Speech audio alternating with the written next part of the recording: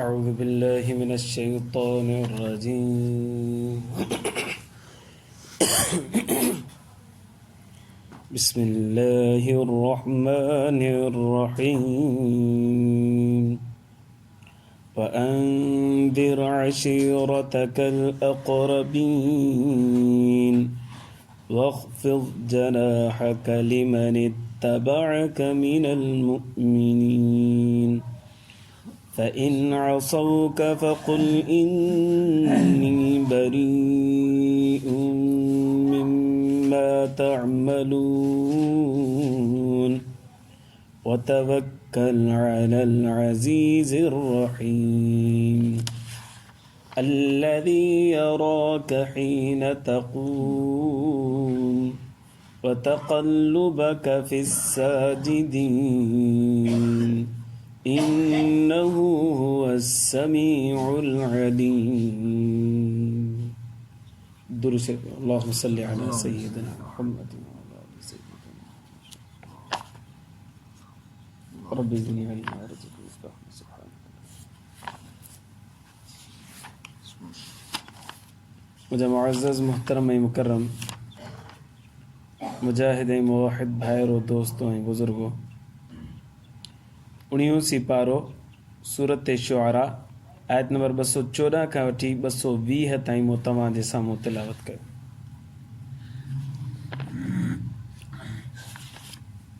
इन्हनि आयतुनि जे अंदरि अल्लाह तबारक व तआला नबी करीम सल्लल्लाहु अलैहि वसल्लम जन खे दावत ॾियण जो हुकुम फरमायो आहे ऐं कुझु उसूल भी ज़िक्र फरमाया. इरशाद बारी ताला व अंज़िर अशीरतकल अक़रबीन ड्रेजार पंहिंजे वेझनि माइटनि खे. नबी सल्लल्लाहु अलैहि वसल्लम ऐलान नबूवत फरमायो. अल्लाह तबारक व तआला सभ खां पहिरीं फरमायो त पंहिंजे माइटनि खे दावत ॾे. छो जो करे माइट जेके हूंदा आहिनि उहे अख़लाक खां आदाब खां बदरजा उत्तम वाक़िफ़ हूंदा आहिनि बनिस्बत ॿियनि जे. माइट खे हर कोई माण्हू सुञाणींदो आहे मुंहिंजो माइट कहिड़े क़िस्म जो आहे. नबी सल्लल्लाहु अलैहि वसल्लम जिन जा आला अख़लाक हुया उत्तम अख़लाक हुया अरफ़ा अख़लाक हुया त उहे साॻिया जेके माइट हुया नबी सल्लल्लाहु अलैहि वसल्लम जा नबी सल्लल्लाहु अलैहि वसल्लम ते ईमान अञा न आंदो तॾहिं बि नबी सल्लल्लाहु अलैहि वसल्लम खे चवंदा आहिनि अमीन आहे सादिक ऐं सचो आहे. माना नबी सल्लल्लाहु अलैहि वसल्लम जा बुलंद अख़लाक आला हुआ. त वरी माइट खे दावत ॾियण जो मतिलबु इहो थींदो त बाबा माइट जेको आहे अख़लाक खां वाक़ुफ़ु हूंदो आहे उहो क़बूल करण में उनखे आसानी थींदी. अगरि ज़िद हूंदी त पोइ माण्हू कुझु बि नथो करे सघे. बाक़ी हू अख़लाक ऐं आदाब खां वाक़ुफ़ु हुजण जे करे ॻाल्हि जल्दी क़बूल कंदो जे ज़िद्दी न आहे त. पोइ नबी करीम सल्लल्लाहु अलैहि वसल्लम जन हिकिड़ी दावत घुराई ऐं हुन में वेझनि माइटनि खे सभिनि खे दावत ॾिनी.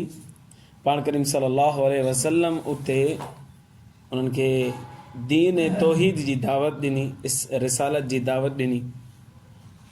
अल्लाह तबारक व तआला जी तरफ़ सॼो शिरक ऐं बुतनि खां परे कयो. पर इत्तफ़ाक़ इहो थियो त उन मजलिस में कंहिं बि नबी सल्लल्लाहु अलैहि वसल्लम ते ईमान कोन आंदो. पर बाद में आहिस्ता आहिस्ता आहिस्ता ईमान आणींदा विया ईंदा विया. जॾहिं हज़रत अमीर हमज़ा रज़ी अल्लाह ताला ने ईमान आंदो उहो नबी सल्लल्लाहु अलैहि वसल्लम ॾाढा ख़ुशि थिया. क़ुवत ऐं ताक़त इस्लाम खे ॾाढी मिली हज़रत अमीर हमज़ा रज़ी अल्लाह ताला जे इस्लाम आणण सां. इन खां अलावा हीउ जेको दावत तबलीग जो कमु आहे इहो हक़ कमु हो सच कमु हो. रिसालत ऐं नबूवत जी दावत ॾियणु इहो आला कमु हुयो. त इन जो सभ खां वधीक पहिरीं मुस्तहिक़ जेकॾहिं केरु थी सघे थो त माइट थी सघे थो बनिस्बत ॿिए जे. इन करे अलाह से फरमाए थो क़ू अनफुसकुम व अहलीकुम नारा पंहिंजो पाण खे पंहिंजे घर वारनि खे जहन्नम खां बचायो. छो जे करे असांजी शफ़क़त जा वधीक मुस्तहिक़ उहे आहिनि घर वारा. इन करे उन्हनि ते बि महिनत जीअं तव्हां पाण बचण जी कोशिशि कयो था त पंहिंजे घर वारनि ते बि महिनत कयो था त उहे बि जहन्नम खां बचण वारा बणिजी वञनि.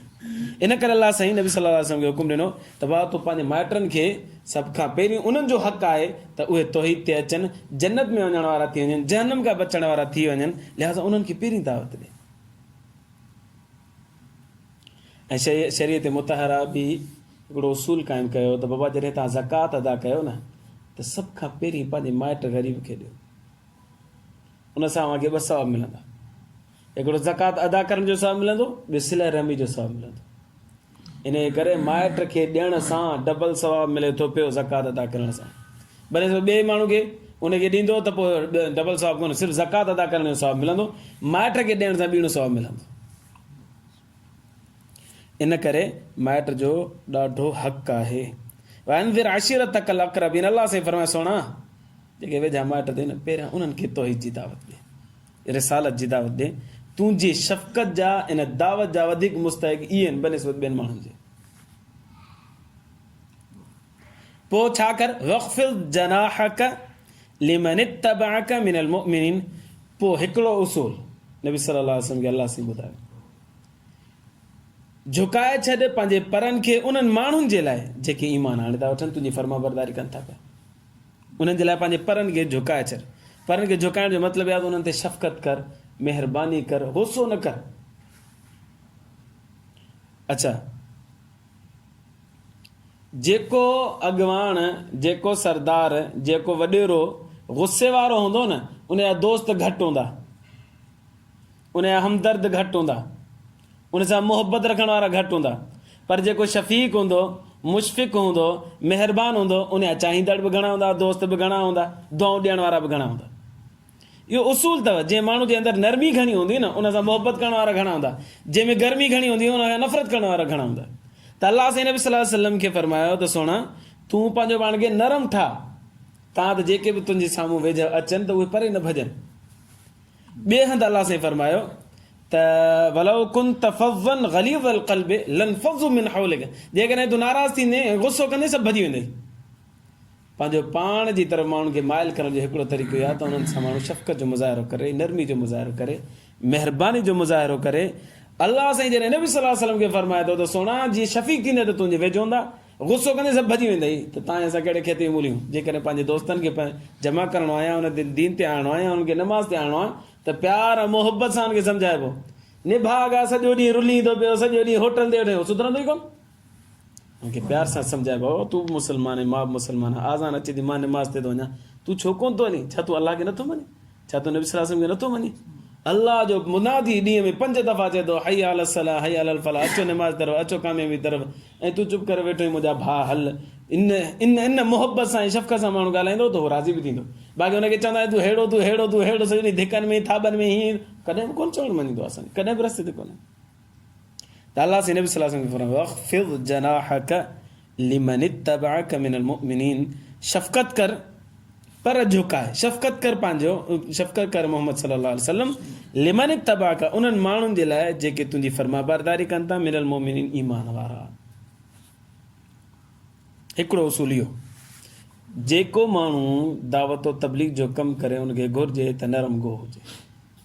दावत तबलीग ज़रूरी कोन्हे त माण्हू से रोज़े में वञे त नरम गो हुजे, 4 महीने चिले में वञे त नरम गो हुजे, घर अचे त वरी डंडो खणी वेठो हुजे, ईअं न। हर वक़्तु नरम गो। मोमिन जी 24 कलाक जी ज़िंदगी इहा दावत व तबलीग जी ज़िंदगी आहे।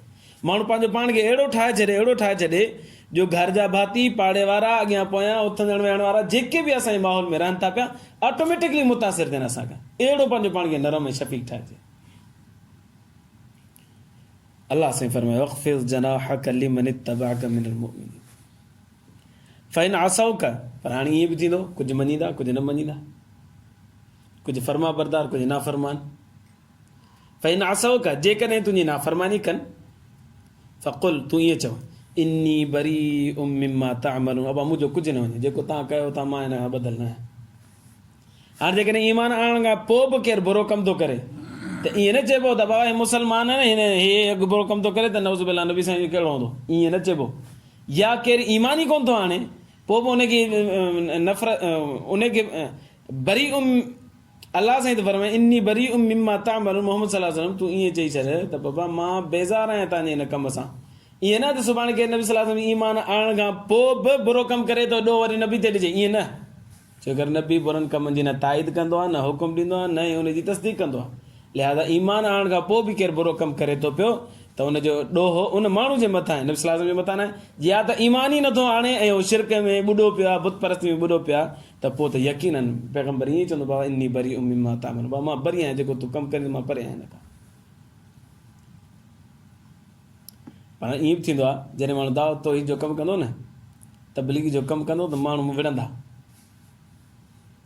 मुखालिफ़त कंदा, मुमारियूं कंदा, जहिड़ो कंदा।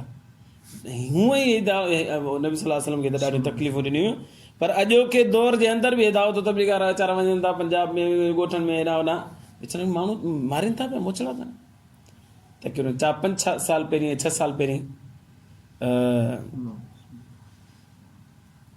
हिते असांजी सिंध में हिकिड़ो वाक़ियो थियो जंहिंमें पठाण हुआ वीचारा, ऐं सभु उमिरि रसीदा माण्हू अची ॾाढे वारा, उनखे एॾो मारनि, हॾा बॾा ॿाहुनि जा भॼी चढ़िया। पोइ उहा जमात जेका आहे हिते पोणा 7 नंबर फारूकिया मस्जिद में आई, ॾिठोसीं त वीचारा सभु अछनि ॾाढनि सां पोड़ा हुजनि, उनखे एॾो मारियो, सभु हुनजा हथ ॿधा पिया। हाजी मरूम ज़िंदा, हाजी अब्दुल वहाब मरूम रहमतुल्लाह अलैह हयात हुयो, जंहिंमें हुनखे ख़बर पई, इहा ख़बर BBC ते बि हली हुई, माना इंटरनेशनल ख़बर थी वई आहे। केॾी सिंध जी ख्वारी थी वेंदी भेण, दावत तबलीग जे कमु करण वारा अछी ॾाढनि वारा पोड़नि खे माण्हू मारियो, लठियुनि सां मारियो वीचारनि। पोइ हाजी मरूम रहमतुल्लाह अलैह फरमायो, हुकुम जारी कयो, इन इलाइक़े मां ॿाहिरि न निकिरो जिते तव्हांखे मोचड़ा आया अथनि, मारिया अथनि। ईअं न थिए त अल्लाह तबारक व तआला अज़ाब आणे, तव्हां बि निकिरी वञो पोयां उन्हनि जे मथां अज़ाब न अची वञे, तव्हां हुते वियो उन्हनि जे लाइ दुआ करो। हल केॾो शफ़क़त ऐं महिरबानी। हू माण्हू लठियूं हणी विया, हुनखे मारे विया, धक हणी, माना हू पंहिंजी तरफ़ां त मारे विया, वीचारा बेहोश थी विया। पोइ खणी अस्पताल में पुॼायो, वरी हुनखे ट्रीटमेंट जेका हुनजी थी थी, वरी फरमायो बाबा पंहिंजी जॻह ते अचो, हुते उन्हनि इलाइक़नि में। पोइ 10-15 ॾींहंनि खां या 20 ॾींहंनि खां पोइ जॾहिं उहा हिते ख़ासि आई, लतीफ़ात में जमात आई, त ॾिसूं पिया त अंदरि सड़े पियो, त हिननि ज़ालिमनि खे रहम कोन आयो, वीचारे अची ॾाढे हुननि खे मारनि पिया। ईअं थींदो जॾहिं दावत तबलीग जो माण्हू कमु कंदो त पोइ मुखालिफ़त थींदी, मुहमारी थींदी, माण्हू जहिड़ो कंदा। अलाह साईं फरमायो, सुहिणा पोइ तूं परेशान न थी जा, वतवक्कल अलल अज़ीज़ रहीम, तूं भरोसो कर मां अलाह जे मथां, मां ज़बरदस्त कुवत वारो बि आहियां ऐं महिरबान बि आहियां।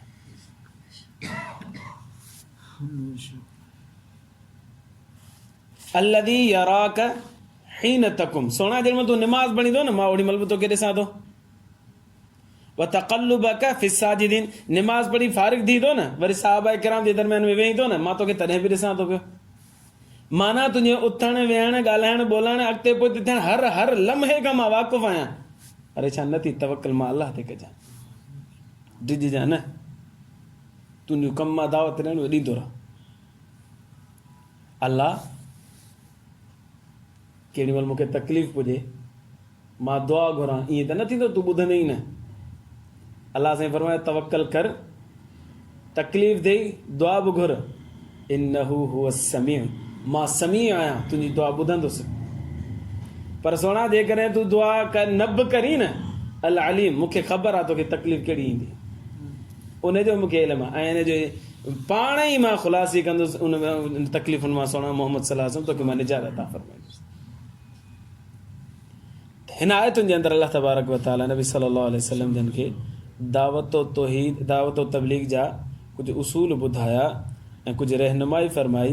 उनजी बरकतूं इहे थियूं जो नबी करीम सल्लल्लाहु अलैहि वसल्लम जन ते माण्हू आहिस्ता आहिस्ता ईमान आणींदा विया, माइट बि ईमान आणींदा विया।